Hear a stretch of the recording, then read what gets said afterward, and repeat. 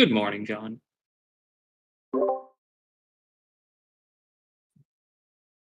Actually, I live in Phoenix now.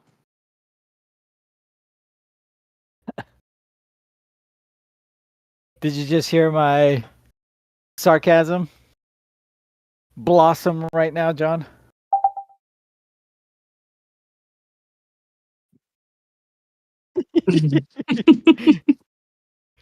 Oh, man. There you are. Man, I was kidding, Ansel. Glad to have you here, man. This is for you. We're going to be dedicating this hour just to you, Ansel. Simon, get up here. How you been doing, John?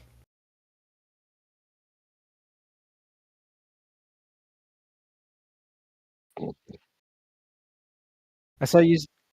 Yeah, I saw. How's it going? Good, good, good. Thanks for joining us, man. Yeah, I'll be back. I have to call seller. Okay. Shouldn't I?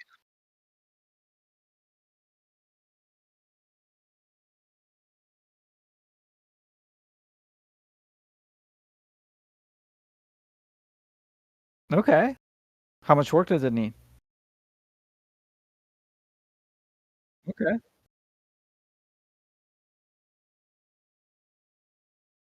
Mm-hmm. A little 20K. Listen to this guy. Yeah.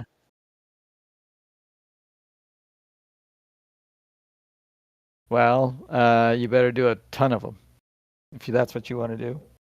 Or go for 50-acre projects.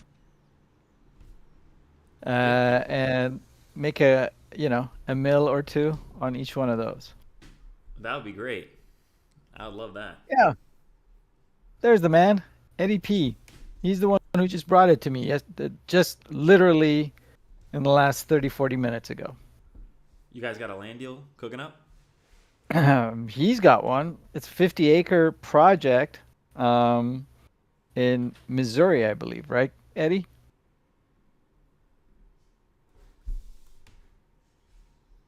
He's like, you want to comp this? I'm like, no, not really.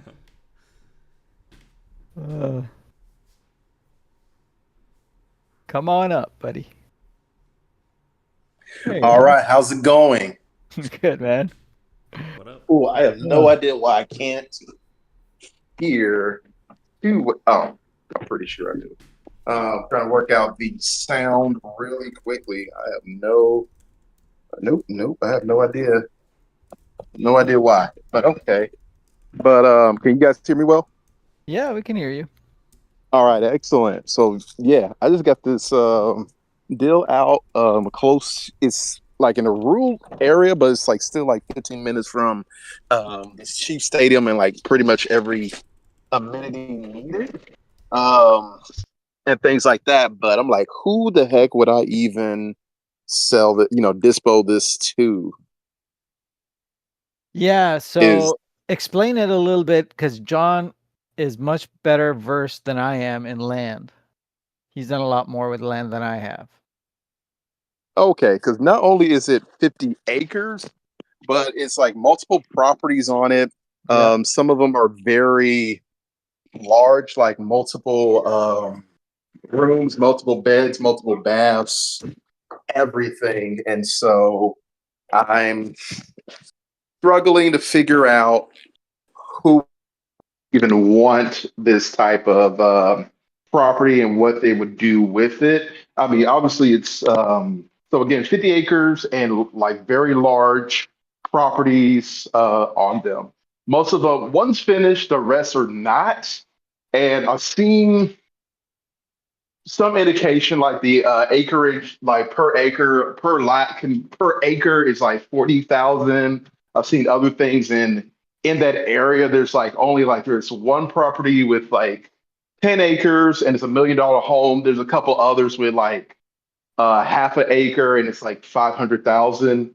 So I'm still just trying to figure out who the heck would even value this and and all, and do something with it where they'll make immense amount of money where it makes sense to purchase.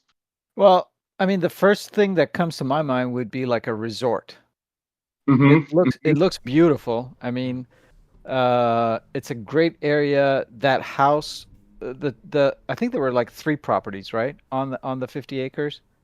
It's like a Um, one house, like this guy who did it bought it like 30 years ago, and he says he's 20 years behind schedule with it. He also owns another 100 acres that he wants to take, wants to get paid and take that to fix up the properties because he made them all out of scrap material, like because he used to do a oh wow. construction. So, like, yeah. And so some of the reason why they're so big is because he started with the doors because he got big doors, and so he Yeah. started making big, everything, like even the rocks, things like that he got from either a quarry or like an old building that he demoed and he like took all the rocks with him and stones. Yeah. Crazy story. It's a lot of wood. That's the other thing. Some of the wood that's in like one of the areas that used to be a residency, you can't get anywhere. I'm like, this is like some of it's like, either like a certain type of oak, certain type of maple. They got certain things that I'm like, walnut. I'm like, I think this is illegal to have now. Like this is worth a lot, to have. Like he's accumulated stuff and like he actually puts it to use. So that's the crazy part about it. But yeah, it's was it one property is like supposed to be like the keeper's inn, and it's like in the shape of a barn because he like built it like that. And then another area, yeah, it's like a resort. So there's like 4 buildings on it plus or 4 various size resident places plus a stable, and then there's like pastures. It's like 2 pastures, and all throughout is forest, a creek, and a trail. It's crazy. Yeah. Um, do you mind if I share one of the videos with the audience? Yes, go ahead.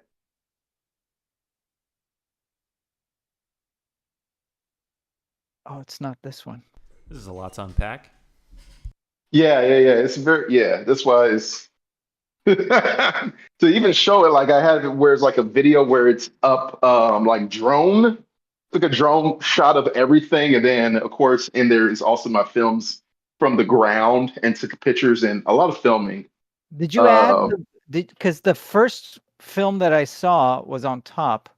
Right now in the Google Drive, there's a picture and then 2 more videos. hmm. It's just rearranging. There was one that was a major one. Let me see if I can find it. Oh, that should have been the one on top. It should always stay on top. Let's see Yeah, that's here. what I thought. No, not this one. Look at it. Yeah, it's still on top with me, because especially because I have it down as one. Like the first. Yeah. Let's see here. If I could copy link to the individual and then send to you. I'm trying to send now to you. Let's see your message. Let's see if this one link gives you just that one. Yeah, promo.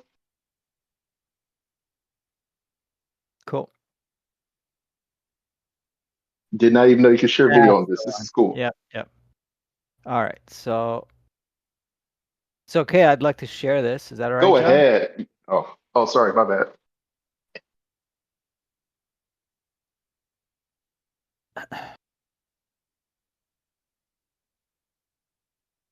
All right. Can you guys see it? Yep. It's just music, so I'm not putting on the audio.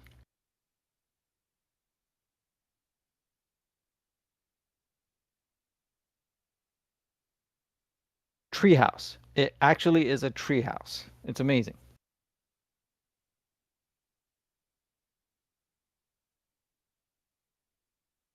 Wow, Eddie, you took all these the videos yourself?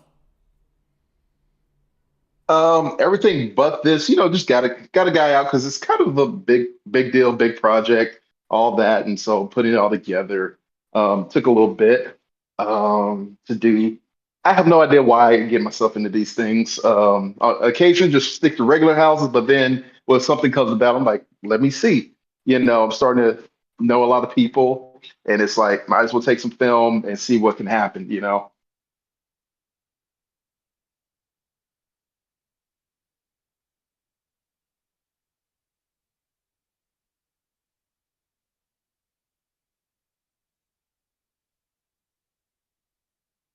So this is property 1.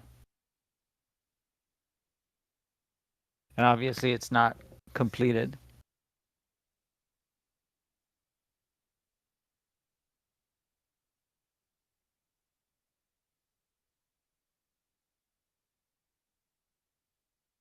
Yeah, that's the one he made a house into a barn, or like took a whole bunch of stuff and put it together.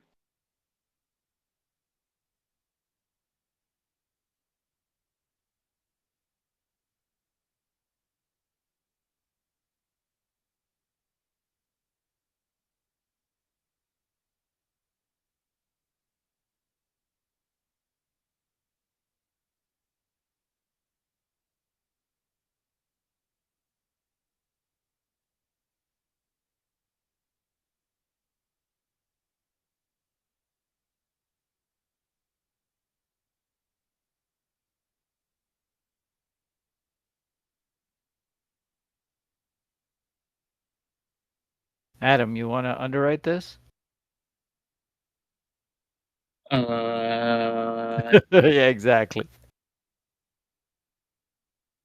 Yeah, that's a 4-story lodge. Like I went all the way up it. It's very large, and the view is amazing. But I'm like, dude, how did you do all this? Like he was like, yeah, like he did it all by hand, like got it all together. I'm like, this is crazy. Wow. I would this is novate above my this. pay grade. Slap this on the market.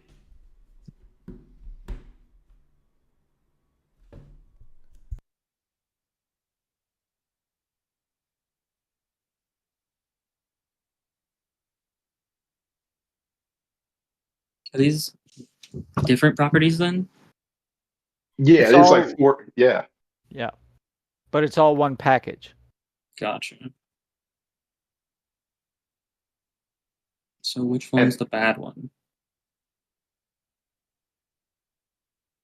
what do you mean? Which one's the bad one? Typically packages are packaged because something's Oh, bad and they're hiding it.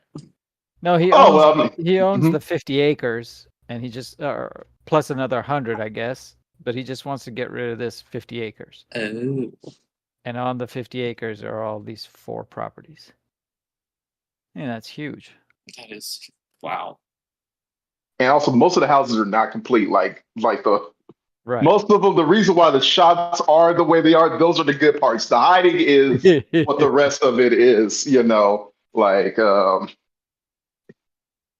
most of it's like gutted out, or there's spots, but like also it's filled with stuff. Like one of the big residents is just filled with random material, and it's a lot of it because he like literally built it out of random materials. Like I think the one shot with like the red wood and everything, the and the upper beams, all of that used to be flooring.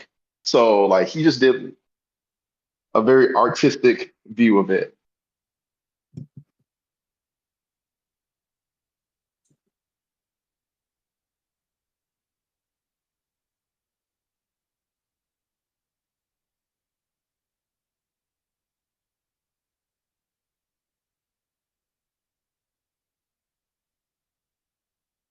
So basically everything but like the barn house. That's why you saw like the barn house had most of the look to it. The rest of it, everything's all in some type of various stage of construction. So because again, the guy's like he's 20 years behind schedule, and I'm like, dang.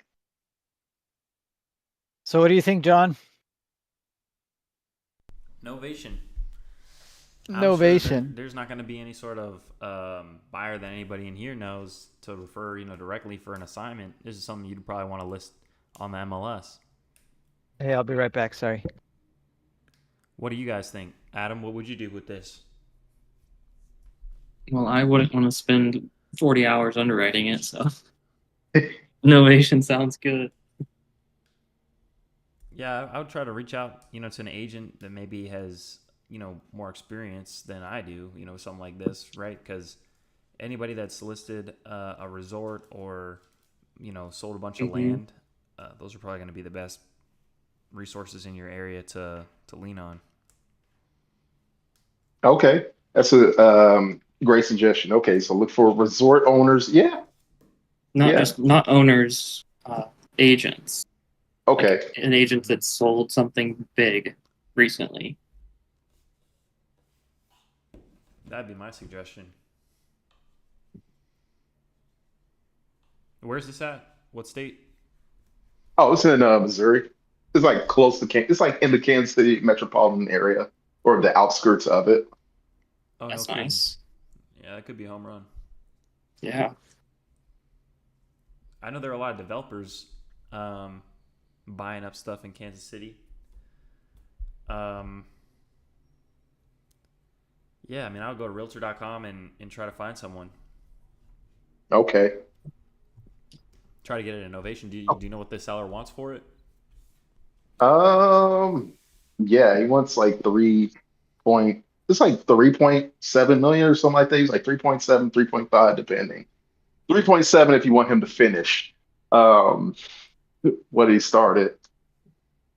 Is that going to take another 20 years or? I mean, if it was a whole crew of people, no. Like I think for the money he'll move faster on it. You know, he was doing this for free for himself as an artist. So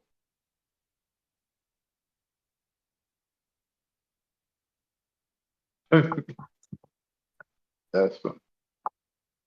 Because he was still working on it like the whole entire time. Like I went there 1 week and then I went there one day and then 2 weeks later came back to actually shoot some more footage and he already like moved and completed Mhm. a portion of the place. I was like, wow. So you can't like I'm pretty sure if he's motivated, he will, you got the cash ready for him. He'll be like, okay, I'll complete this because they'll have more resources. Because it's like basically one guy and his friend comes by and helps him out a little bit. And I'm like, this is crazy. Mhm. Like how he's able to do a couple of things like this. Like you just built it. Like this is man, Well, there you go. All right then, cool. So yeah. It's always usually with me, it's always the hard things. All the easier, simple things, it's easier to do. But sometimes I'm looking for a home run with something that's, the more difficult, sometimes the harder the problem, sometimes the more money is to be made. Or also just the more fun it is to actually complete. So Yeah, the bigger the problem we solve, the bigger our checks are going to be, right? So that's why John gets all the big checks. He goes after these land deals, and 20K to him is like chump change. It's better than nothing. Man, I was grateful to get 15 on a deal that I was about ready to throw away. Hey, 15 is better than 0. That's right. But Absolutely. it's interesting, man, just being in this community, being around the right people. I was talking to Savion not too long ago. He's a great guy. He's in here a lot. And we talk. And he was talking to me about development. And that had me yeah, really thinking because I just got this lot in Hartford City, Indiana. And I was thinking, okay, well, what could I do with this? And I looked up, what modular homes were selling for in the area. And I pretty much got the lot for free. And I think it probably cost around $80,000 to put a modular home on the lot.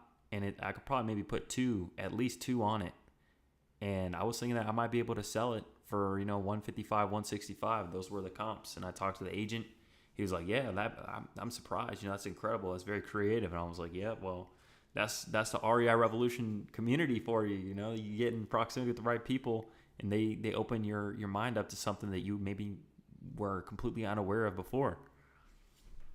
yeah, yeah, Amazing. yeah.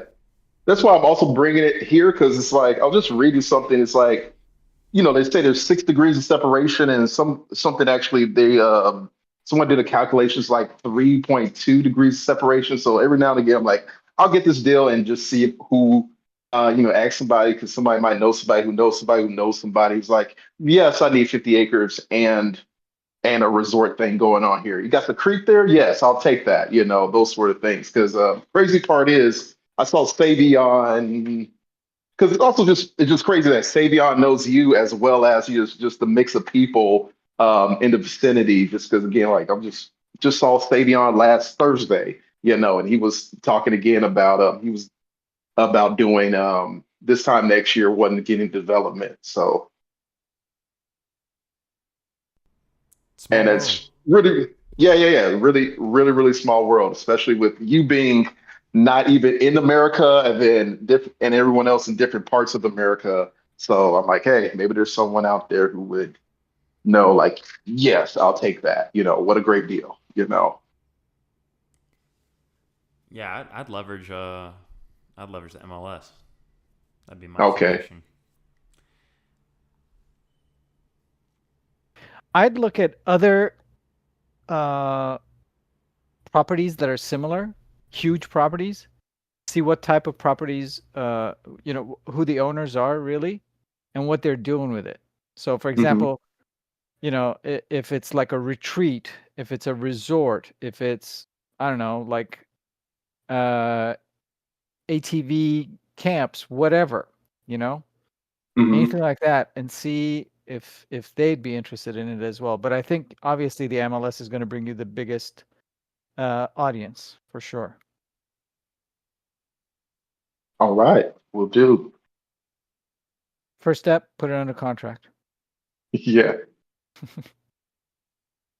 All right. Well, thank you, Eddie. Thank you for bringing All that right. up. Thank you. Appreciate it, Thank man. you. Ladies and gentlemen, thank you for joining us. We're here to serve you.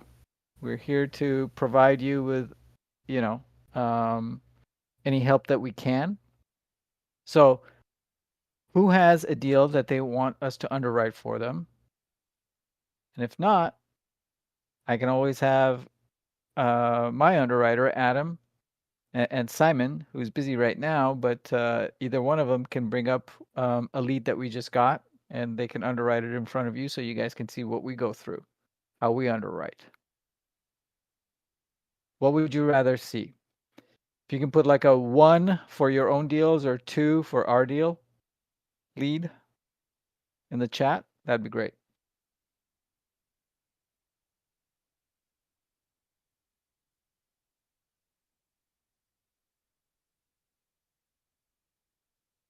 Okay. Thank you, Marquez. I'm just curious. Do you guys just show up to live streams just to be here, or are you guys actually participating? Do you guys Are you here to learn? Are you here to actually engage and become Don't better at what you do? don't be shy, guys.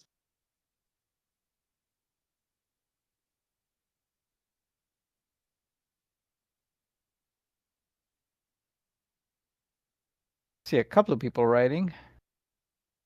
Ooh, There you go, nice. Mark. Come on up, Mark. Would love to hear your deal or lead and be able to help you underwrite it. Raise your hand and we'll be happy to bring it. Perfect.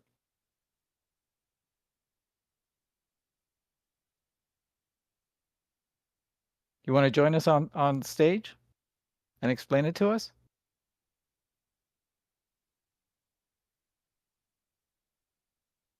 Hey, how's it going, Mark?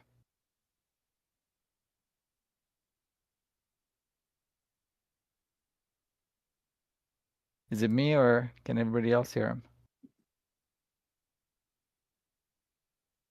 They got a mute. There you go.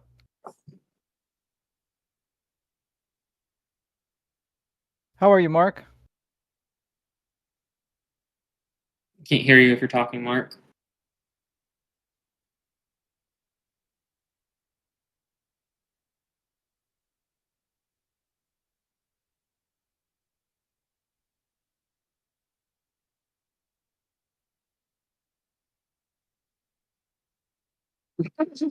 Jesus, Bob.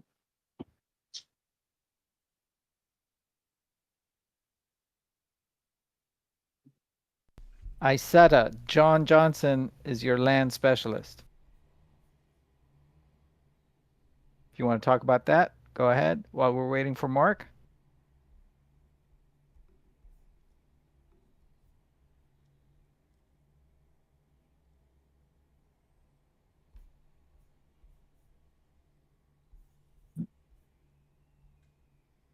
Hello, hello. Hey guys, can you hear me? Mm-hmm. There we go. Sweet. Yeah, pretty much I'm pretty much new to, the land side of things. And I just wanted to get more information on contracts, if there's any difference from like the wholesaling side of contracts versus wholesaling houses side of contracts versus land. If the same like layout of the building is the business, sorry, is the same, or is it more different when you're focusing on land versus houses, if that makes sense. Yeah, I mean, in my experience, it's really the same process. The only thing you want to make sure that you include on the agreement is that you're using a parcel ID or some sort of legal description or address, right, that can identify the land. Okay. And then is there any because I know you have some contracts here in the group as well regarding houses. So would that just be me just switching over the layout of the contract, or do you have any specific land contracts as well that I can work off on? Yeah, I've used that same agreement for land in the past, so you can switch it. If it has an address, use that, or you can switch it to define the property in the agreement as their parcel number and legal description. Okay, Oh, no way sounds is great. this. We got Mr. Matt Riley talking about a land novation. I'm wondering, is this the one? Oh no, this is not that big $3 million one that he was telling us about for ages. I think it's something else. Hi, can you hear me now? There we go. Good morning. My apologies. No worries. What you got going, Mark? I'm doing good. How you doing? Wonderful, wonderful. Thank you for asking. How can we help? Yes, please. I got a lead. Um, I think that's maybe we can do innovation with that, but I don't know how much I can list it on the market, Okay. and because I don't know how much I can list it, so I'm not sure how much I can offer for the seller to do innovation. The location is not very, I mean, pretty much too much activity. Is a small town. Okay. So not a lot of activity. Yeah. Okay. All right. And why do you think that it's a lead? What's special about this property that you think it's a good lead? I think because of the motivation of the seller. Okay, great. So The what's their motivation motivation? is he bought it like 7 years ago. Uh-huh. He want to fix it and live in there, but things changed. He got cancer, so Oh boy. and don't have money to do it anymore. Okay. So he's run out of money and he needs to sell. Okay. Mhm. And how much have you tried to find out what the ARV of the property is? I think it's a small town, but some of the property on the market and sold before is around like I believe 180 to 200.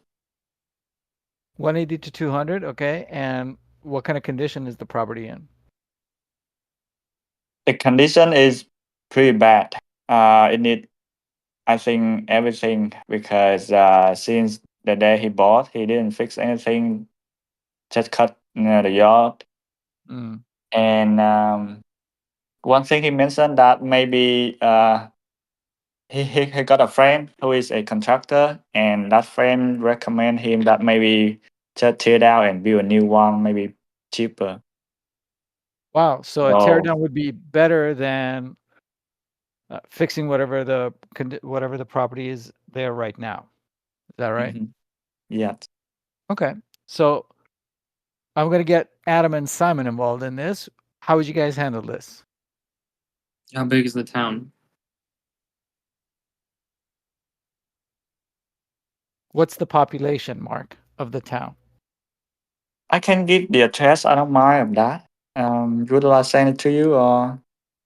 Yeah, You you can can- either put, if you don't mind, then you can either put it in the side chat or you can DM me or Adam. That I DM you. Okay, sure.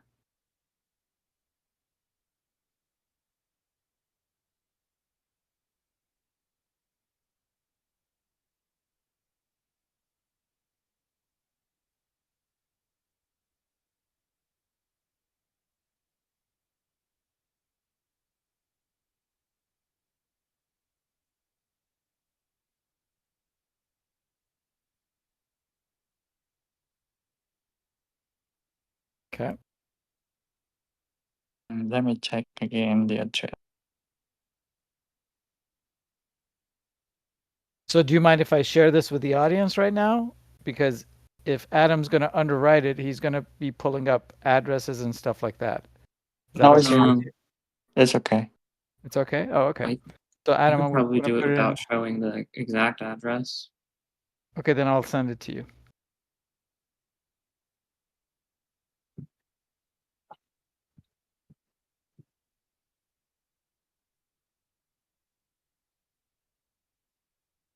There you go.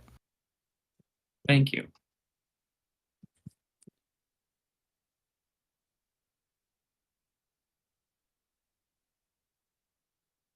Good old Goodrich, Texas. Hmm? A little bit out there. Okay.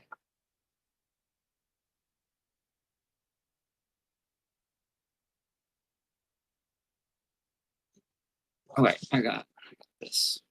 Where's my screen share button?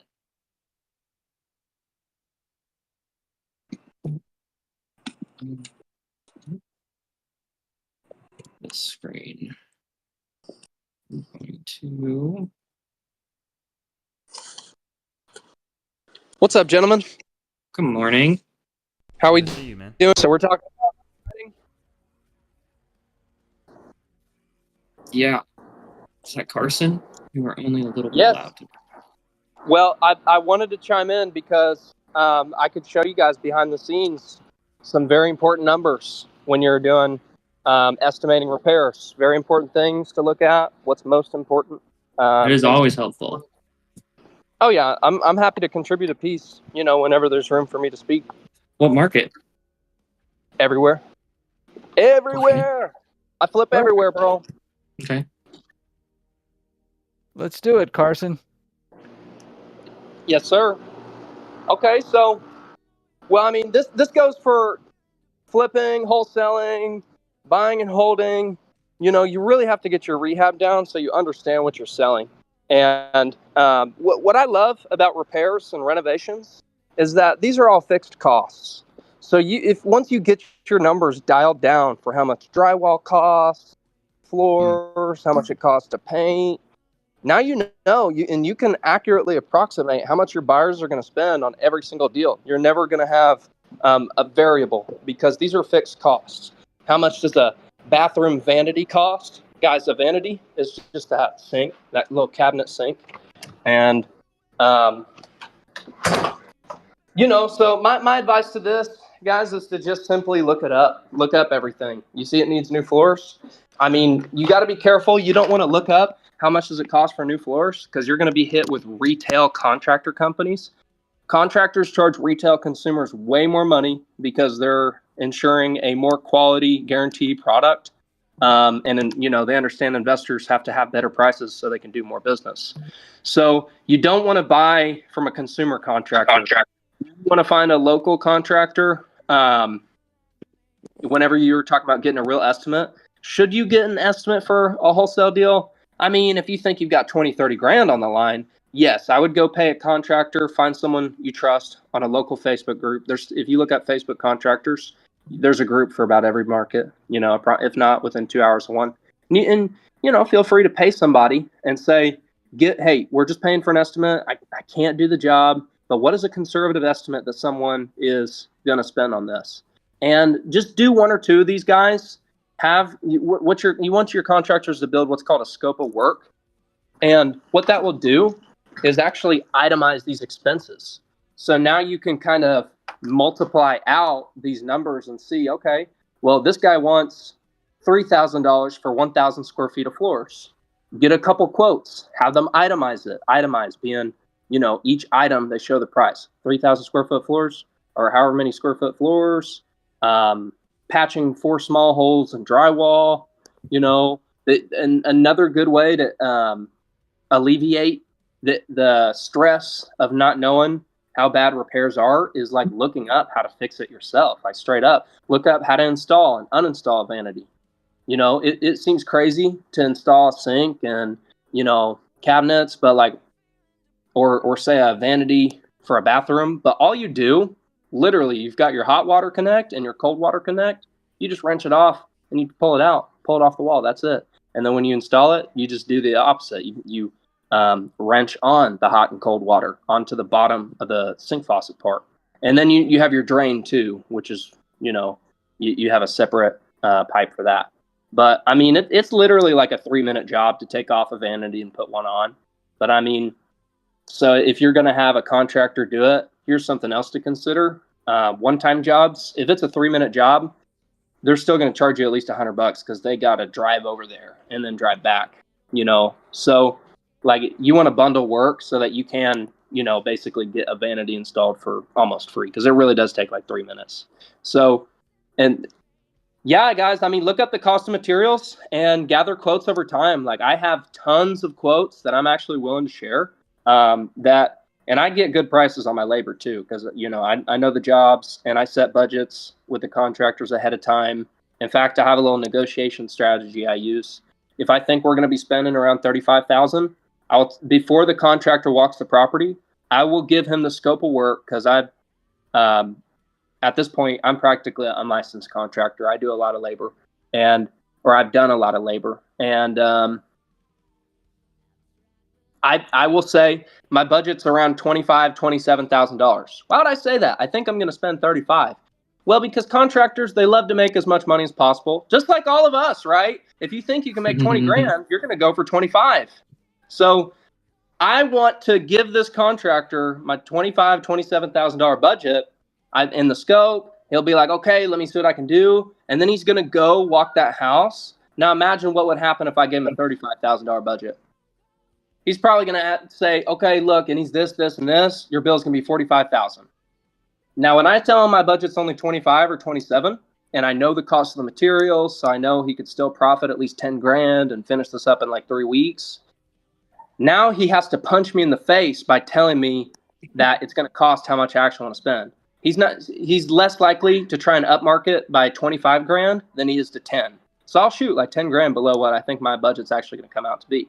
If they need it to be a little bit higher, then, they will. If they find something that I didn't see, but that's my negotiation tactic with contractors. I get good deals and I understand the work that they're doing. So I know it's fair. I understand, okay, this bread's got to go around. I want a high quality contractor. I don't want the cheapest labor, but at the same time, I'm not going to pay anywhere near retail prices. Sorry, I got some neighbors. But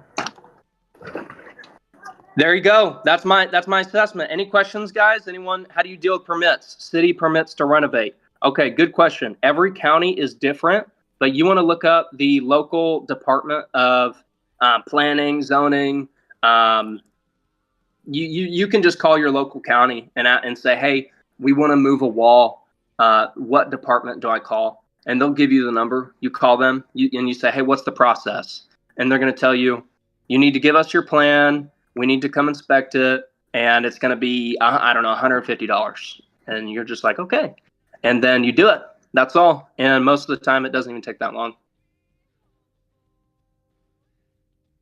How much do you pay per contractor estimate? Okay, so it really depends. When you have a contractor for the first time, right, they don't know you, you don't know them. They don't understand that, hey, I'm a badass. I'm going to be doing a lot of flips. Now, my contractors working with me know that, so they don't charge me anything. But I don't send them out to a house unless I want to actually do it. By this time, I've already ran the numbers, and I've assessed that, okay, this is definitely a deal. Now, at that point, I'm sending the contractor over. Now, if he finds anything that wasn't in the photos and wasn't in anything that the seller told me, that changes things, right? I'm going to go for a price drop, and it's going to be justified. But, you know, that first time you got to pay the contractor. I tried to do $50 because I don't want to pay a lot for it. You know, I intend to do them thousands and if not tens of thousands of dollars worth of business. I only want to do $50. Sometimes I pay $75. I paid $100. Last week we paid a guy $200 to go drive 2 hours to check out a big ass 3,000 square foot house. And by the way, that deal didn't even close. So, you know, you win some, you lose some. But point being said, the first time contractors, you got to give them money for their time. And there's no confidence that you're going to do business with them whatsoever. So you have to pay them. Now for once you use them and they understand that you're going to do business, now they want your business. They will go walk it for free. So that's how much you should pay for estimate. How many teams would I hire for renovate a 30K job? Probably just one GC, and sometimes they'll have a helper. Usually they'll have a helper. So like that's like 2 guys. 30K job, you know, right there we're talking about, okay, we're going to do floors. This area in the bathroom is water damage, so we got to replace subfloors and maybe one joist. The joist is, well, that if you have a crawl space foundation, not a slab. When you have a crawl space, you've got floor joists, and those are the boards of wood that go underneath the flooring. They're like 16 or 18 inches apart, and that is what transfers all the weight of the floors and everything on the floors to the floor joists. And then the floor joists are what transfer all the weight to the foundation. They are in these things called face boards, and they're on top of band boards. And band boards are just thick pieces of wood, strong pieces of wood that just sits right on top of that concrete, you know, because on the crawl space, like say you have a square house, the outline of the square is where you have concrete. So that's where the band boards are, and that's where all the floor joists put all the weight of the house on. I mean, you got band boards, you got floor joist, you have rafters, you have you have soffit. These are just all different names for wood. You have underlayment. They also call it OSB, plywood, particle board, you know. But yeah, in your subfloors, that's what's underneath floors. I mean, 99% of floors anyways. And it's really cheap. Like the material itself is really cheap. The process of replacing it is also very easy. So, you know, if you're here's the other thing. You got to be confident when you're talking to your contractors too, because if you're a kind of guy like, okay, you know, let me know what the house needs, blah, blah, blah. Like they already smell that you don't know exactly what you're doing, and they're going to try to get more money out of you. So you kind of need to familiarize yourself with the work at hand, and so that you can say, hey, we need 3 boards of OSB, 2 window frames need replaced, all the trim. This is more names for wood. You have trim, which is like your baseboards and the stuff on your, like anything around a frame is called trim. So like if you go look at your door, you probably got this little piece of wood that's on top of the drywall. They do that to cover the edges of the drywalls and then also just to make it aesthetically pleasing. But, you know, if you start using industry terms and you're confidently delivering the job to the contractor, you never want to ask, hey, what does this house need? Because they'll tell you what they think the house needs, and they think it needs a lot more than what it really is. So you know, you got to kind of control and say, okay, this is the job, you know, this. I don't want to receive a scope of work from a contractor. I want to deliver a scope of work to a contractor, and I want to deliver my budget. And then, yeah, I mean, you know, same thing. I want to deliver it to them 10K below what I really think it's going to be. So when they go to punch me in the face with that price increase, it's going to be where I want to spend, not where I don't want to spend at 45K instead of 35 or whatever. But you still get those. I get crazy motherfuckers all the time trying to charge $100,000 for like 1,000 square foot flip. Like they're trying to buy a brand new Chevy off one tiny flip. Oh, so, Carson, come on, man. That's the norm here in California. Okay, well, that's why we don't buy in California. Just kidding. I actually put a full asking price offer in Redding, California last night. Redding, so, okay. Yeah. Yep. Nice. Yeah, I hope I get it because truth be told, bro, I want to be your neighbor. I miss you, Bob. I want to go out there. I want to be in California for the winter and just enjoy some nice weather. I'd love Come to have a on paid down. vacation, Come like on flip the down. house and get paid and enjoy the beautiful weather. I got a good friend in San Jose I'd meet up with, probably meet some folks, have some meetups, run a Nice. meetup. I don't know. Very cool. Very cool. Well, Yes, Redwood is sir. a little Definitely. above me. I'm in SoCal. Redwood is in NorCal, but let's do it. Let's I'd love to go. see you. Hey, Let's go. on contractors, so you're talking about how you bring in contractors to give you estimates and stuff like that. Yeah. What about Every using day. contractors to find you deals? Do you use them for that too? So look, I do business with my network. Okay. Mhm. I've got my investors. I offer really good interest to my investors who help fund my flips. Mhm. And I ask them, hey, do you have any deals? And then my Yeah. freaking wholesalers who sell me deals, who I know they're making tons of money, I ask them, hey, you want to finance this deal? So, I mean, I network. That is what networking is. That's what doing business with your network is. And for contractors, I mean, only one contractor, my guy Jay, my main GC out in the Ohio, Indiana area, he comes across some deals and his wife is getting her real estate license. So I asked him for deals. Yeah. Exactly. But yeah, I mean, does that work? Is that something that you do?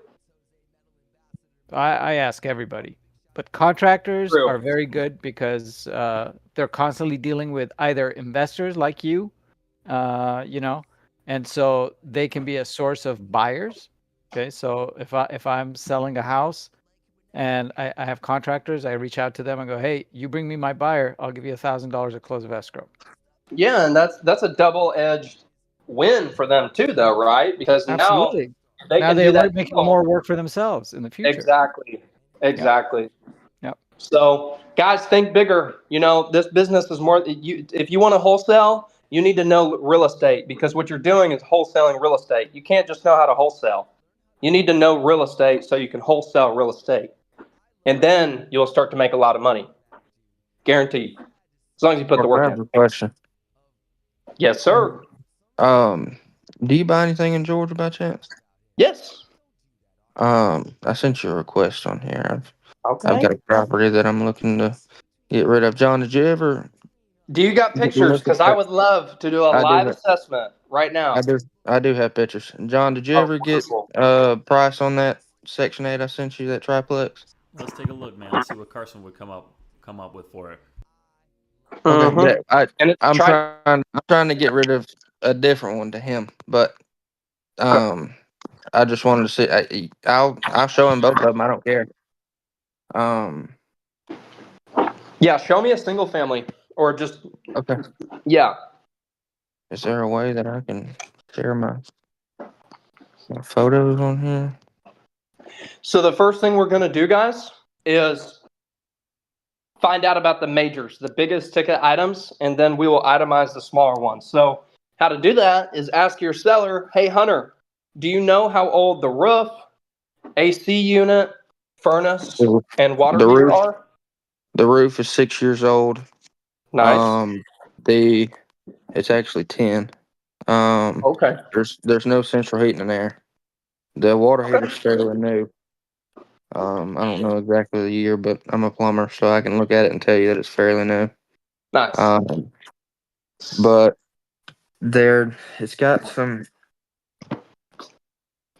water spots in the ceiling from before they replaced the roof. Whenever it was shingles.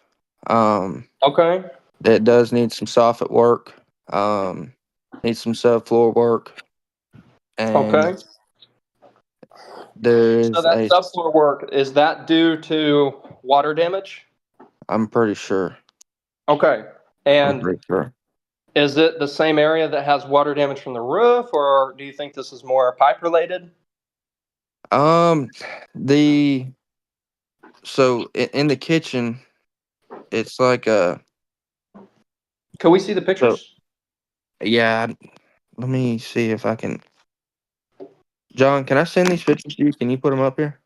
There should be a way to put them in the side chat so everybody can see in the stream. Oh, okay. All right. Let's see.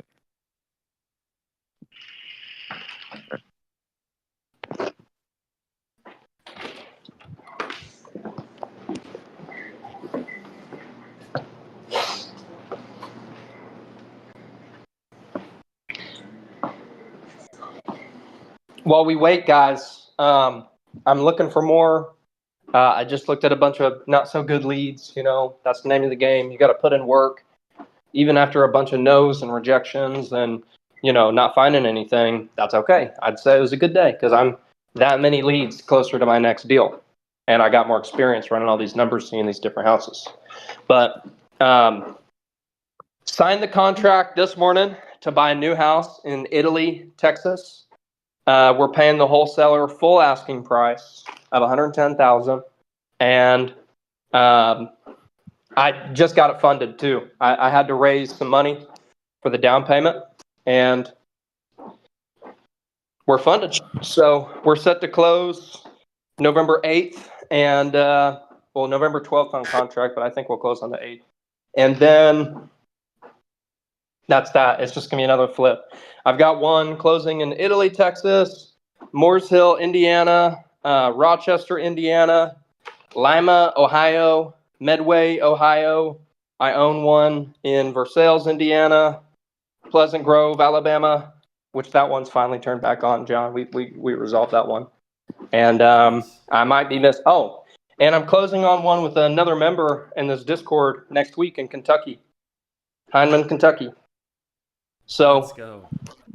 I'm looking for more. Literally, I'll sign another contract tonight if I find one. So let me know, guys. I'm freaking very aggressive, and in the Ohio, Indiana market, I can be even more aggressive because I've got an amazing GC out there. I sent those pictures in the chat. Awesome. Okay. You want creative? No, not really. Because that's more for rental property. My business is just fix and flips. Okay. Carson, would you be in? I'm sorry. Oh, what was that? I'll talk to you when you're done. Sweet. Okay. Yes, I might be interested. Yeah. So first pictures first, right? We got a cat. Okay. I'd check where the litter box is. Probably need some new drywall in that little area. There's about 40 not a big cats. deal, but oh yeah, definitely gonna need some new drywall then. I've got a cat. They don't know what they're doing sometimes, and they piss on the wall. That's nasty. You got to just get rid of it. So, first things first, we'll go big details and small details. Look at the first picture in the top left, where we've got the guy in the pants and the floors. Those floors are dirty. They're jacked up. They got to go. Needs new floors in the hallway. Now, guys, we were talking about trim. Look on the left. You see that white stuff at the bottom? That's trim. Needs new trim, because it's just all scrappy. You don't want to sell a scrappy looking house. It needs to be clean. It needs to be nice. You could sell that house and it'd be up to code if it's a little scrappy, but you're not going to get top dollar and over asking offers with a scrappy house. Then, now look where the shoe is on the left, where that guy's standing between the door. Now in between, I think it's called a sill, but you don't have that plastic metal divider. You need like a metal divider that you just simply nail into the subfloor. You want that divider piece because you see that gap between the two floors as you transition into that tile looking room. You need a transition. You need a little sill. All you do is just cover that gap with that piece of metal and you just nail it into the subfloor and boom, looks beautiful. So that's for that room. Not a big deal. Just needs new floors right there. How did you actually walk that person or walk that house? Yeah, that's me. Okay, nice steel toe boots. Yes, sir. Need that for plumbing. I've cleaned some freaking nasty ass house, but I'm sure you've probably done 10 times nastier than what I've done. Yeah, I've done some nasty shit, that's for sure. Oh, I believe it. So, thank you for your service, by the way. Keeping these toilets running, keeping the water clean, keeping the water going. Thank you. I try. So, that next picture, everything looks fine. I mean, That window frame is scrappy. I would replace it. Guys, new window frame. I would spend $250 or $300 on, and that's including a new window as well. So new window frame. I mean, that's optional though, because it's not that bad, but it's not beautiful. You got some scrappy paint on the left. That could sit, but if you want to do it right, you should just repaint that whole room. Generally speaking, if you got to paint one spot of the room, here's something you guys got to know, because paint's not too cheap. You can't. It's hard to just paint one spot of the room. Say you're talking your HUD housing rental. Okay, you can paint one spot of the room. It looks a little scrappy. That's okay, right? But you're selling a flip. When you paint one spot of a house or one spot of a wall, it just doesn't look nice because you've got old paint right there that's been seasoned and absorbed whatever over the years, and then brand new paint right there. It does look different, and it's not even. If you got to paint one area of the room, basically, you need to repaint the whole room. Now that ceiling's got popcorn ceilings. I personally don't care. Some people do, and you can sand it. You can get a sander for really cheap. You can rent a sander from Home Depot and just do it yourself, or you can pay a dude. I mean, if he already has the sander and he's doing it for every ceiling, I don't know, I'd pay him $50, $75 a ceiling. The house next door is literally identical, and she had her popcorn ceilings taken out and had it sanded off and painted. Nice. Yeah, or you could retexture it too. You got different types of textures. My favorite texture is I like orange peel, and then what was this other one? I forget, but my house in Indiana has it. So if we look in the next picture with the bed, guys, here's something we see. Now we're starting to talk more business, okay? First off, look at that frame. Definitely needs a new window frame. It's jacked up. And then to the left of that, you have a little straight crack on the drywall. Now, something that makes me think of, by the way, is potential water damage. Why do I think that?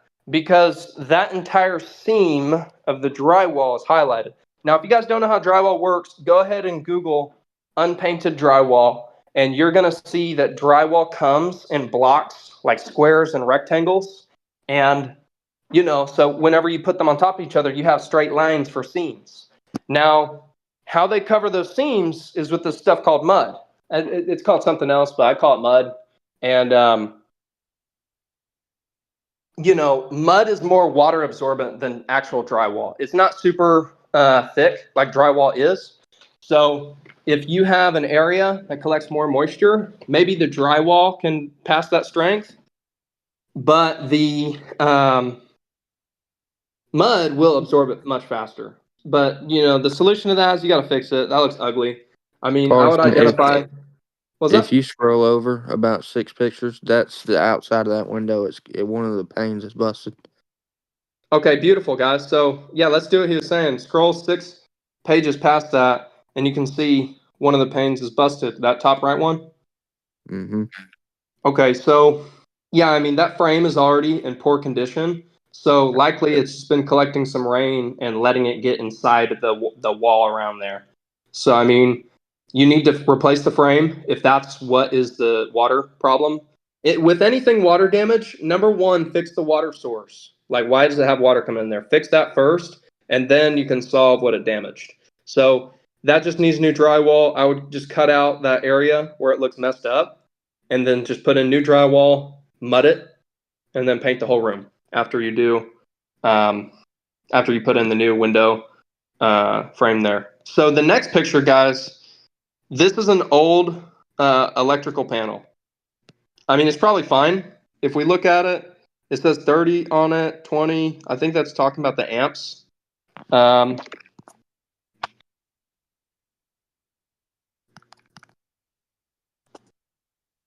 So yeah, it's talking about the amps. And I mean, 30 amps is 120 volts. That's a little technical, but basically I think while it's old, I think it's fine. I don't think you have to replace that. It's not labeled very well. It's really nice when it is because you can shut it all off. But the biggest thing is that the label on the door has a better description of it. You see the little paper on the door. Yeah. I'm pretty sure it's labeled. I didn't get a picture of it though. That's okay. Yeah, that's okay. But point being said, it's a nice electrical panel, and then the biggest thing is that it has the main. Now, the main you need to have a main on all electrical panels, because say a first responder has to come into your house and put out a fire or something, they need to be able to shut off all the power really quick. So you need a main. It has a main up there. Basically, when you flip that switch, everything gets turned off. Absolutely everything. Next one over, we see the water heater. Shark The Bite lines City. yeah, Yep. yeah, the lines running through the drywall. That drywall needs patched. That's just kind of a poor job. And That's in the laundry room and it's outside in the carport. okay, interesting, nice. So, yeah, still, but the water heater itself, don't know what year it is, but it looks pretty good. It's gotta be newer than an 8 or than a 15. Because that's Nice. when Lane changed the labels. Oh, didn't know that. Yeah. Beautiful. There you go. You learn something every day. I mean, guys, it's little bits of information like that take you so far because you'll instantly be able to assess the age of this, the age of that, and you get a better idea on scoping out your work. So next photo over, we see the bathroom. Yep, that's called plywood underneath the tile looking wood. That is your subfloors, guys. That's what I've been talking about. It's OSB particle board. That is brown and dark, so it is water damaged. Now, And because I've got a feeling it from them getting in and out of the shower. Yeah, probably. Either that or the toilet. Yeah, probably. Probably the shower part, but I mean, as you could see, it's also even got wetness. It's very dark inside that little crevice of it. So when I see this, guys, the first thing I do from here on, because I made this mistake in my Indiana house, we had water damage in our subfloors in the bathroom. Guess what? That water damage went beyond the floors in the subfloors. That water damage seeped on to 4 floor joists, which completely damaged the floor joists there, and we had to replace them. And the easiest and fastest way to tell, and I think this one's fine, but so you can't tell, but or can't see what I'm talking about, but like you see how the edge of the wall, you've got that tile looking type of texture, and looks like you've got about 1/2 inch height above. So I mean, when you have a big gap, and I don't think that's a big gap, I bet the floor joists underneath that are fine. Of course, we need to see in person so you can see better. But when you have a big gap on the wall, and like literally a part of the wall is like 1 inch below or 1 inch above what it should be because the floors have sunk, that means the floor joist holding up the subfloors have sunk. It could be from water damage. That's the number one cause of it, usually. And once you're talking that, now you're getting kind of major. You're getting a little major because you got to dig through those subfloors. You will have to brace the house, and you will have to temporarily give the support that give the house in that area that the floor joist supports. You'll have to give it that temporary support while you replace the joist, and then you have to remove the joist or you remove the support and attach the joist. So it's a little more extensive, and you need a professional. But just based off this picture, it probably doesn't need new floor joists under there, but it might. You'll find out because you have to change those subfloors anyways. 99%. Next picture over, we've got a crack again, guys. That's just in the seam of the drywall. That's why it's a straight line like that and exactly where it starts. I think that was just not properly installed. What I would do personally, this is going to be very, very, very cheap to fix that crack. That's in the kitchen. That's from that water where the roof was leaking. Okay. If you scroll over, there's more water damage. Oh yeah. It's right across. So I'm pretty sure that the water where those water stains are, water will find the lowest spot to get out. That water was rolling over to that corner over there and dripping out of that seam. I see, guys. Okay, I see, man. So, okay, well. Thank you. Still, that seam doesn't look that bad just because I'm cheap by nature. If the drywall's fine, I would just sand it down and you have that straight crack. I would sand down the drywall. I would mud that seam. So instead of replacing the drywall, I just put some mud there. Then I'd do the drywall tape, mud it, and I mean, I'd texture it after. If you tape and mud that right there, it should be fine, honestly. Yeah. So yeah, I mean, versus replacing all the drywall. Drywall's not super expensive, but I mean, what I just said right there is way faster. It's a lot of work. Yeah. Efficiency is key. Yeah, there's a lot of work. The guy's got to cut it right, and then, yeah, but it's not so bad.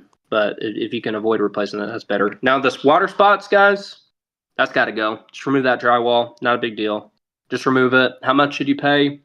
I would say $125, $150 per big sheet of drywall. I would pay for a whole ceiling, $500 to maybe $700. And then the last thing we have is that picture at the end. So good, we get to see some exterior as well. Did you see the other exterior pictures? No, they didn't come through. Oh, they did come through. They're on the next portion. Okay. I see. Yeah. So it needs to stop at work. Yeah, I was about to say, let's look at that. Guys, let's get on the photo. On the first set of photos he sent, get on the second photo where you have that bottom of the roof hanging out and you got a piece of wood there. That stuff at the bottom and where you have that one wooden hole, that's called your soffit. That is what helps ventilate your attic and what just helps ventilate that top part of the roof. And it also keeps like bugs and stuff out of there. So those vents, I mean, that's old. I would just replace it all, put in new plastic soffit, and then every now and then you got like a vent. And then now you have fascia. You have soffit and you have fascia. What the fascia is that piece, that long piece of wood that's going sideways right underneath where the metal roof ends. That's called the fascia. Soffit and fascia on a 1,500 square foot house, I wouldn't pay over $3,000. I'd say $2,500, my target. Because that's a good deal for them. That's a good deal for me. Shake hands, get it done in like 2 hours. Boom. On to the next thing. So, okay. That siding looks old, but you could probably just paint it. Yeah. Then there's a couple parts where it just straight up needs replaced. Like there's a metal pipe going through the house. I would replace that little area if it doesn't look good after being painted. So tile floor in the kitchen, that's old. I would get rid of it. Nice. Okay, so that pretty much covers it, guys. I mean, I hope this was informative. Did you look at the one I sent you? No PDRE. Sorry, I haven't seen that one yet. What types of returns do I give my investors? So it depends. I have some really short-term deals, and I can make you 25% on your money in like 2 months on some of these turnkey, quick turnaround deals. But then I'll do up to 40% if it's like a heavier renovation. And I'm not talking annual interest, I'm talking flat. Now this is pretty limited because we are going to do a debt fund.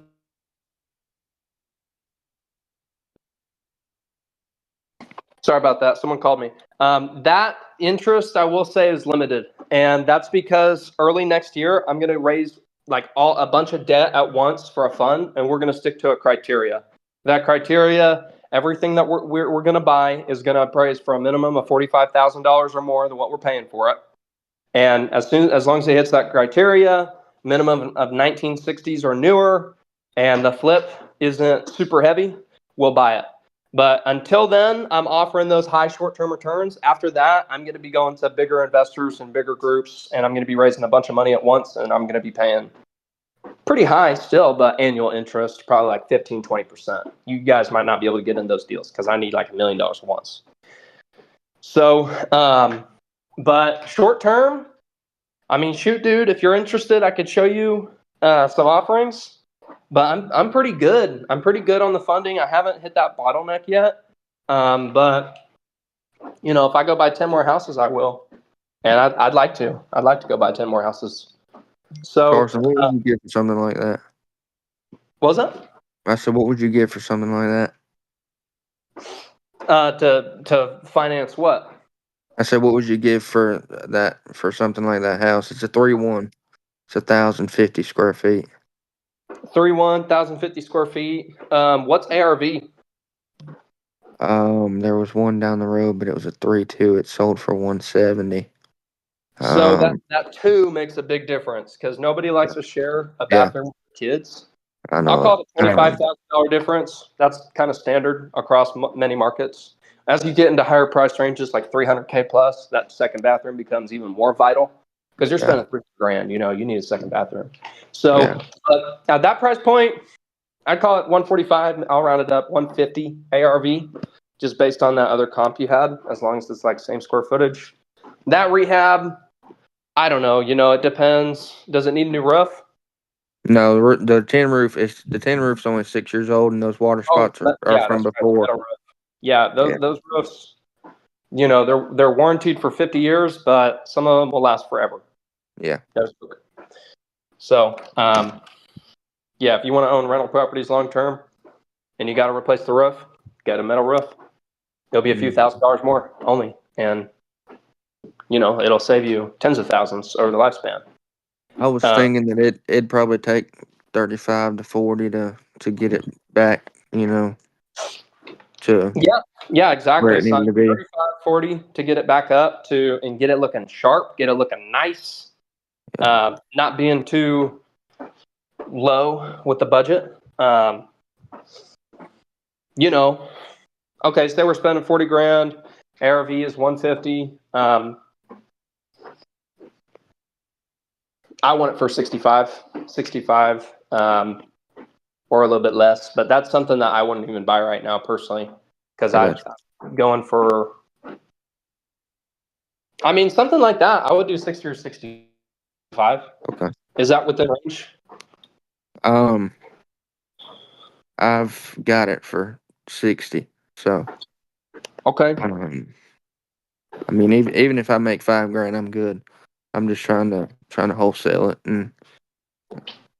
and get it going. So, Well, send me the address, dude. I'll run some numbers and I'll let you know. When's close of escrow? it's 15 days from, I think Saturday was day 0. So, Okay, so about 12 days ish left. yeah. We would have to get a small extension, but that's never, a small extension may cause stress, but it never kills a deal. Yeah, Guys, no. so trust me on this, guys. This goes to everyone. When you have your seller who's like, okay, we need to close badly this week, and sometimes it's just not possible because you're doing your best. Sometimes it's not possible. You get that 1 week extension, and then it climbs. It's Friday of that next week, right? And they're like, okay, you better fucking close, or I will walk and literally go sell to somebody else now. Even when they're like that, you just gotta be like, well, look, tell them the situation. Don't make anything up. So if say your buyer is telling you that, okay, the appraisal is coming in late because they went in on an afternoon, and then by the time underwriting is done with the loan, blah, blah, blah, just let the seller know exactly what's going on, so they know you're doing their best. They know that it's just a process. You only need 2 more business days. And you already got one extension. They swore on their life that they're not going to give another extension. Most people will give another extension. I'd say 95%. She's been pretty good. It's been on the market for, Yeah. it was on the market for 120 days 130 days, and I don't think she's in any hurry because Yeah. What city and state is that in? Oh, Georgia. It's in Somerville. Nice. And how much was it listed on the market for? 120. Nice. So yeah, you gave her the working-ish number. So that's good. I tried to get her for 45, and it was no go. Right. Yeah. No, that'd probably be a pretty good deal. Yeah, that's what I was thinking. But I got her at 60, so I figured if I made $5 grand wholesaling it, I wouldn't be mad. Yeah. Here. I can run some quick numbers on it. Then I'm gonna get going. I have to leave in like 30-ish minutes, and but I gotta wrap up some things on my computer beforehand. Good.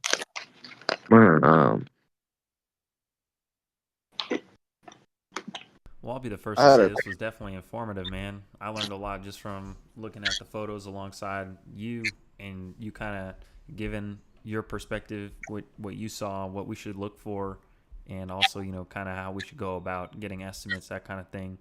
Don't approach contractors, asking for a scope of work. Give them the scope of work. And, of course, always hit them with that anchor, tell them that your budget's lower than what it really is, because everybody's trying to get, the most they can out of a deal. That's the sauce right there. exactly, and I'm a contractor myself, so I know that if somebody tells me that, or the key word is whatever it costs to fix it, no, you're fixing to get got. You know what I mean? So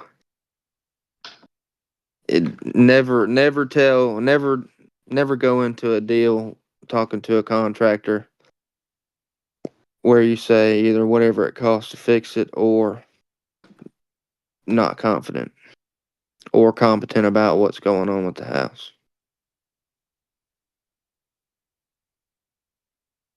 Yeah. Yeah. Carson, I sent you that address. I don't know if you got it. Oh yeah, I got it pulled up on Zillow. Here's a little comping tip, guys. Not all buyers do this. I do this because I'm concerned. Like, how much am I going to sell for? And what I do is, yes, I look at sold comps, but I also look at active comps. I look at what's on the market, because whenever I turn this house around and you've got Todd and Sally looking for their next house, they will see my house and they will see this house and they will see that house. So how does mine compare? I like to have the best value, and I like to have, it's very uncommon for people to be very thorough with their houses unless you're selling where other flippers are selling. You always kind of have a lot of scrappy houses that are on the market, or ones that are just way too overpriced. So I just love having the best deal. I don't care to be the cheapest. Like, John, I know you like to have the cheapest house in the area, but I think it matters. I want to have the cheapest, the best deal for the price per square footage. But at the same time, I don't want to do myself dirty. Like, if it appraises for $255, I want to list it for $260 or $255. You know what I mean? And now, if it's a really slow market, I'll list it for $250. Like, say the days on market is like 1 month. But if it's more than that, or less than that, like the homes sell in like less than a week, I'd hit that appraisal value. And then what I would do is try to add value. Is there a half bathroom, right, that I can sneakily convert into a full bathroom by just adding a shower? Especially, look at that bathroom, how you have subfloor damage. Here's something that's awesome, guys. Say you want to go do something like what I'm doing on my Indiana house. I'm converting this half bath to a full bath. If I wanted to do it and the bathroom was already nice, it'd probably cost a little bit extra than what I'm paying, because now you got to go through all this nice drywall and you got to go through all this nice subfloor. Okay, well, my subfloors are already fucked. Excuse my language. My subfloors are already pretty bad shape, and the drywall is in bad shape. So we're already digging in. You know what I mean? We may as well change the components of the house a little bit, make it a little bit nicer. So for only $2,000, I am adding a shower. That's material and install, and also running just a little bit of that plumbing up underneath the crawl space and then through the drywall. For only $2,000, I am adding in that shower, and that's easily going to add at least $10,000, $15,000 of value. It appraised for $255. I want to approach like a $265, maybe $270 listing. I'm not too sure. I'll have to make that decision soon. We're going to finish this house Saturday, but yeah, that's a good deal. That's a good deal. I bought it for less than half of that. So yeah, so I mean, okay, well, I'm running numbers on your house. Trying to find some more comparables. There's not many but the house next door. Did you see where she brought it? She brought it down to 80 on. Yeah, she had at 140 and then 120. Are you talking about that Austin Avenue home? No, there's the house directly next door. It's not listed or anything. It's I think it's four. I think it's 435. Same road. Um, but she just did like $50,000 in renovations, and she wants 190 for it because I tried to buy it. Oh, the one that's on the market. No, the one that's off market. Oh, I'm not Yeah, sure. it's literally directly next door. Um, Sometimes Zillow doesn't show all the off markets. yeah, it's directly next door. It's same layout, same everything. But she said that she wants 190 for it whenever she gets Was ready to this sell it. area impacted by the recent hurricane No, at all? no. Okay. Does it have? Is it in a flood zone with flood insurance? Um, there's a hill that they said water comes off of, but it's not really like a flood zone. This house that I've got is up on the hill, and the house next door is lower than it. But Beautiful. Beautiful. Um,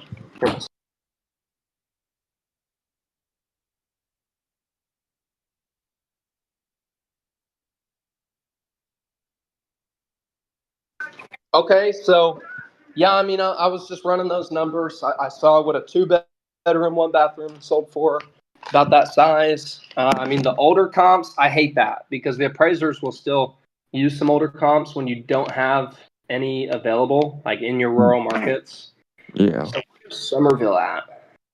it's Okay, on the west Charleston. side. Is Charleston a pretty big area? What I'm gonna do You're is looking at Somerville, South Carolina. This is Somerville, Georgia. Oh, okay. Yeah, Yeah, whoops. Summerville, Georgia. So that is close to. I'm looking for the closest metro because I'm virtual, right? So yeah, if I'm going to do this, where am I going to find my contractors? And Somerville, okay, so it's right beneath Chattanooga, and yeah. um, you've got a city on the left of that. A few. You've got Fort Payne, Mentone, Henniger, Rainsville. Okay, so I mean, odds are you can probably find some contractors, but I'm gonna do location to Chattanooga to Somerville because that's the closest metro. That is an hour. Okay, that's not so bad. So In which I've got some contractors that are closer than that. If anybody wants to. yeah. So oh, nice, yeah. So why do you think it didn't sell? Because that's a Um, good price, you know. she put it on the market and I don't think that it's a home that would sell for what she was asking for it, and especially, I mean, they had some showings, but it's not something that somebody would go in to live in and try to renovate. That's an investment property, and I think people are scared of the price, honestly. Yeah, and then I see that that's an interesting basement or garage there. So that's just a garage so it is a 3 bedroom, 1 bathroom house, and then it's got that garage on the side. Oh, that bathroom needs gutted. I didn't realize I would get rid of all that tile in there. That's not so bad. I can gut a bathroom for $5,000 with all new plumbing fixtures and stuff. Um, that's my target, by the way, guys. If you want to gut a bathroom, I want to spend $5,000, maybe a little bit more if you're digging into the subfloors and all that.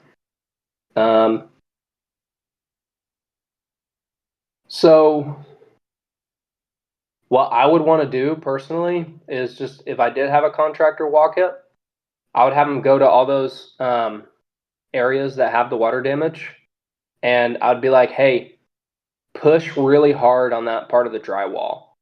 And why would I do that? So the drywall is mounted; it's screwed or drilled or whatever into the studs, and because of that, it gives it a very, very, very firm spot. Like you can't press and bend the drywall. Now, if you can press it and then it's bending a little bit, that's a very bad sign. because that shows the sturdiness of your studs or lack thereof. And that indicates that the studs have been damaged by the water. And if you're doing that, now you're talking you need permit work because you have to replace a few studs. And just as you have subfloors, you have the same material that they use for subfloors that we showed earlier, guys.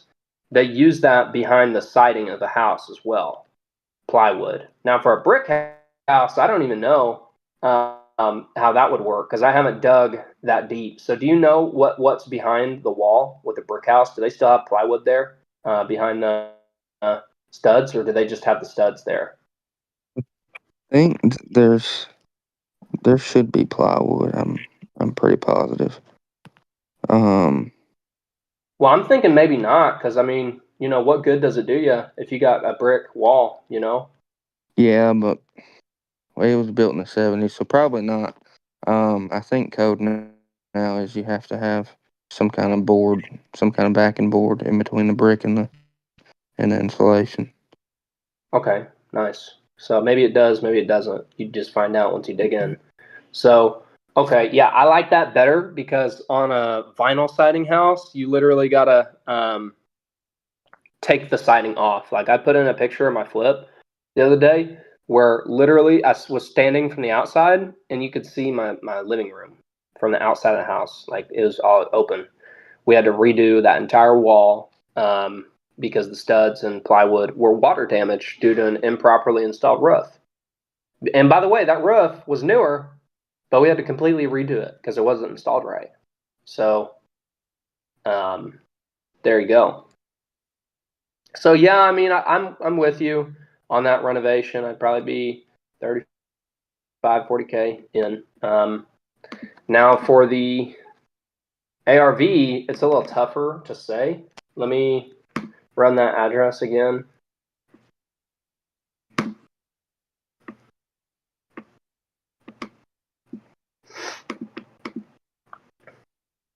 I'm gonna look at what's for sale. So I'm gonna check and see if there's nearby stuff for sale and how much traction it's getting. At what price? Because I've seen a lot of markets. I can kind of gauge, if something's going to sell or not just by how many views it's getting and days posted.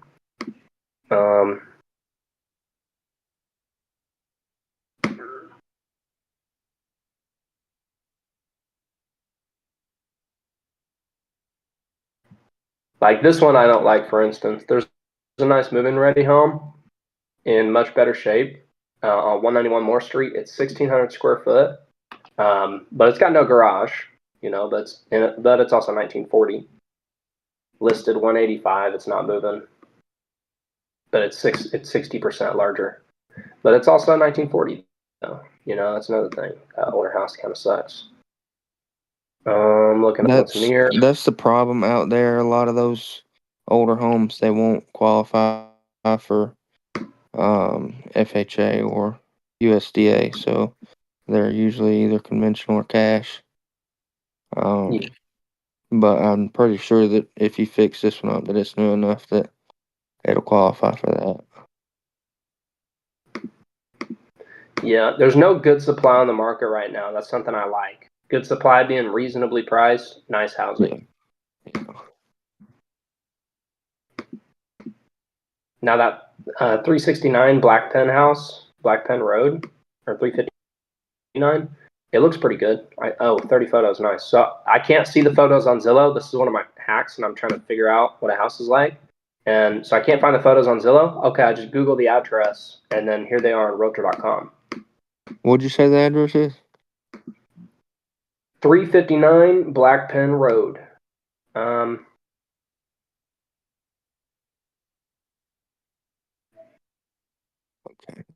And I think it's got a dang basement. Mm. So this is a question. Was that house on a septic tank? Yeah. Okay, there you go. That's something else to look for. Septic tank, if you want to get it pumped, that'll be like $500 from a company. Get it pumped for $500. They need pumped like every 3, 4, 5 years. And if you have an out of code, did you get to look at the septic tank by any chance? Is it fine? 70s is probably in code. So if it was in the 70s, it's gonna be a terracotta drain field, and it's gonna be 1,000-gallon single compartment tank because it's a 3-bed house. And more than likely, those terracotta drain fields will last a good bit. But I'm gonna tell y'all something.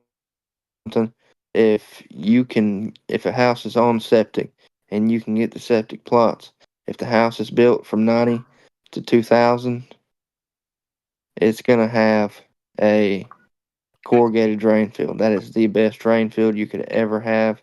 I don't know why they quit putting them in, but if it's newer than that and it's got chambers, you might as well forget it.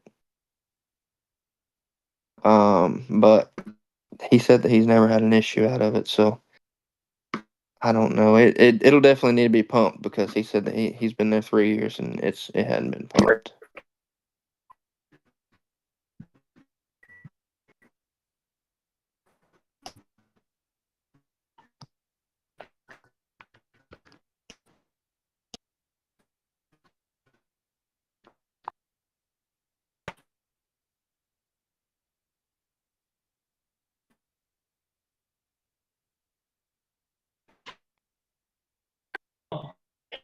But that was fun assessment with y'all. I appreciate you guys asking those questions. Those are really good questions, and I wonder if there's any more. Anyone interested in making 50% ROI on 25K investment? Surely somebody is. Nice. And Yeah, I wanted to tell you about that because I know we discussed it about it, but I don't know if you got the time for it. yeah, I'm not investing in other people's deals right now just because I have a lot coming up and a lot going on. No, yeah, And I just wanted to give you an update. I know we already established that. that's good stuff. So 30 day, 30 day start to finish for the renovations. Then how much do you need? How long to pay that money back? No. So okay, so I should probably be a little bit more specific. The renovations is only gonna take a week and a half. I'm just taking extra caution, 2 to 3 weeks to find buyers for it. I'm working with. It's got to close too. You know, it might take 2 to 3 weeks to find a buyer, but then they might take 2, 3, 4 weeks to close. Well, that's what I was in the process of explaining. Good. I'm working with a financing company that's helping middle class families finance mobile homes, and they have like a whole list already of people that are looking for mobile homes. So Nice. like a week and a half in renovations. It's $20,000 in renovations for both because it's 2 mobile homes. But I'm using $5K for fees for lot rent during the time that we're doing the renovation. Contingency. Yeah. Yeah, exactly. And Nice. yeah, so I agree with. I already have the mobile homes unlocked. It's a week and a half renovation because he has a really big crew. So they're both of the trailer homes are going to be renovated at the same time within that week and a half. And then, like I said, I already have the company, the financing company, with people that are already pre-approved, and I'm using that 2 to 3 weeks to find pre-approved people. If they want to buy it, if they don't want to buy it, and go from there. Let's go, man. You know what? Let's go. Glad to see you're really doing this business. That's good stuff. A lot of people know me from a few years ago. I took a little break, but now I'm like back in action, especially with the mobile homes, and it's really profiting. Especially around this area, like it's Rockford, Illinois. I don't know if a lot of people know a lot of Illinois, but Rockford is a very populated and well-known city in Illinois. And so yeah, the market's pretty high. I just saw a 3-bedroom, 2-bath mobile home go for like 65,000, fully renovated, and it was only in market for like 20 days. So I'm trying to shoot it. I'm probably gonna go a little bit lower, probably around 50, 55. I'm still gonna make a huge like profit margin on it, but I want to sell it, of course, as quickly as I can, so I can move on to the next project. But yeah, I got a 3-2 and then a 2-2. The 2-2, I know I can sell it for 45 to 50 easily. And then, like I said, the 3-2 is going to be a little bit more. I get a little bit more profit on that. Let's go. Nice, man. Yeah, I'm super excited. Like I said, I'm just looking around. Hey, me too, dude. I have an investor who he said he was going to hit me up at the end of today, so hopefully that works out. But I'm still advertising it just in case I can Here's find my somebody. tip on raising money, bro. Because I mean, you're doing it too, but this is what's been working for me. I get those people who are interested, but I try to get like 3 times as many people as I think I need, just because everybody takes time to think about it and they take a little bit of time to look at the deal and everything. So like, I'll get 2 or 3 people interested, and I keep looking for that investor until somebody says yes, because you just never know. And for some people, it's not going to make sense, but they have to think about it so they can really run all their options and everything. And so Yeah. it's just best to just keep hunting, keep prospecting for that funding partner until you find someone who wants to do it. And then what ends up happening usually is I'll have somebody, like, I'll get it done, and then I get a yes from that other person who I really thought was going to do it. But they haven't done it yet, so I don't know. But I thought they were going to do it. But I'll get a yes from that other person, and then I have to let them know, hey, sorry, man, we're funded, or we're co-signed, or we're this. We're good, but I'm gonna get you on the next one, so we can start doing some business together. But Yeah, I'm super excited. Yeah. Like I said, the mobile home, the purchase of the mobile homes on top of renovations in total is like 55,000. And since there's 2 of them, I could literally sell one of them to cover all the expenses, and the other one would just be profit. beautiful. So, let's go, dude. Let's go. Yeah, I hit you guys back up in a month when it's closed. Let's go, dude. Yeah, I look forward to seeing those fat checks and daily gains. Fuck You'll have yeah. some more lined up by then. Okay, well, hey guys, everybody, I'm gonna get going. Good talking. Hope you guys were able to pick up a couple things. Feel free to send me your deals. Feel free to ask me questions. Nice meeting you all. It looks like Hunter's gone, but very thankful for him to come on here and talk his experience as a plumber, show off that property, so we can do that assessment for you guys. And let's get it. Let's get it. Okay, see you, everyone. Appreciate you, Carson. Ladies Yes, and gentlemen, sir. if you haven't already, you Likewise. got to subscribe. You got to catch these replays. We literally upload them. They're live on our YouTube for free. Go and subscribe to the channel. I just dropped the link. It's youtube.com/@REI Revolution. Also, if you haven't already, you got to invite somebody you think would benefit from being in proximity with us. I want to really bring some new energy into the room. We've got to bring some heavy hitters onto the panel. Carson was so generous in sharing today. We had a great breakdown of so many different things. Invite somebody you think would benefit. Send them that link, reirev.com, or on Discord at discord.gg/reirev. Can I drop my Facebook? Drop the Facebook, Carson. Let's go. Guys, I'm going to send a screenshot of my Facebook. If y'all don't mind, connect with me. Send me a friend request on Facebook. And I'm very, very, very easy to access there. We can start doing some business. Yes, sir. Boom. So let's get it. Okay. See you guys. Thanks, John. Thank you, Carson. Okay. Thank you, Bob. Huge shout out to Bob and his entire team, for coming up and starting the event, and everybody that came to join us. Take care, everybody.